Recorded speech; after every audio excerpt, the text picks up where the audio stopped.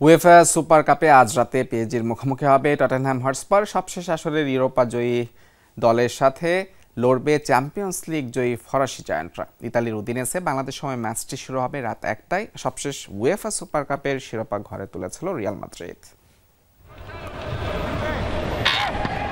প্রতি বছর European football প্রতিযোগিতার শুরুটা হয় সবশেষ মৌসুমের চ্যাম্পিয়ন্স লিগ জয়ী দল ও ইউরোপা লিগ জয়ী দলের মধ্যকার লড়াই দিয়ে। সেই ধারাবাহিকতায় এবার নতুন মৌসুম শুরুর আগে অনুষ্ঠিত হওয়ার অপেক্ষা আরেকটি সুপার কাপের, যে লড়াইয়ে বুধবার দিবাগত রাতে পিএসজির বিপক্ষে মাঠে নামবে টটেনহ্যাম হটস্পার।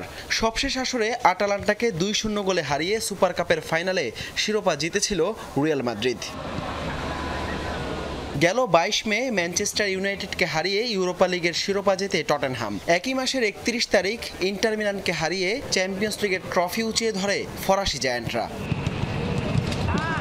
ইনজুরি সমস্যা না থাকায় এই ম্যাচে স্পার্সদের বিপক্ষে হাকিমি, মার্কুইনোস, ডেম্বেলেদের নিয়ে পূর্ণ শক্তির দলই পাচ্ছে পিএসজি। তবে গোলবারের নিচে থাকছেন না জিয়ানলুইজি ডোনারুমা। ফরাসি গণমাধ্যমের খবর, বাদ পড়ায় চুক্তি শেষ হওয়ার আগেই এবার দল ছাড়ছেন ইতালিয়ান এই গোলকিপার। এদিকে শৃঙ্খলাজনিত কারণে সুপার কাপের ফাইনালে নেই স্পার্স মিডফিল্ডার ওয়াইভেস বিসৌমা। তবে ইনজুরি কাটিয়ে খেলতে ফিট আছেন দলটির স্ট্রাইকার ডমিনিক সোলানকে।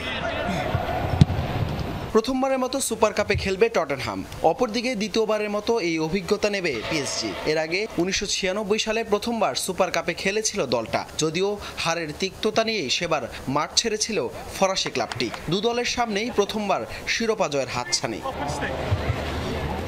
এদিকে এই ম্যাচে নির্ধারিত সময়ের পর থাকছে না কোনো অতিরিক্ত সময়। ৯০ মিনিটের খেলায় সমতা থাকলে সরাসরি পেনাল্টি শুটআউটে নির্ধারিত হবে বিজয়ী।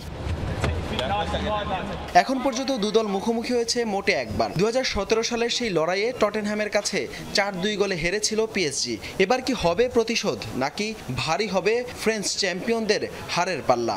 সেটাই দেখার অপেক্ষায় কোটি ফুটবল প্রেমী। হাসান আল মারুফ, যমুনা স্পোর্টস।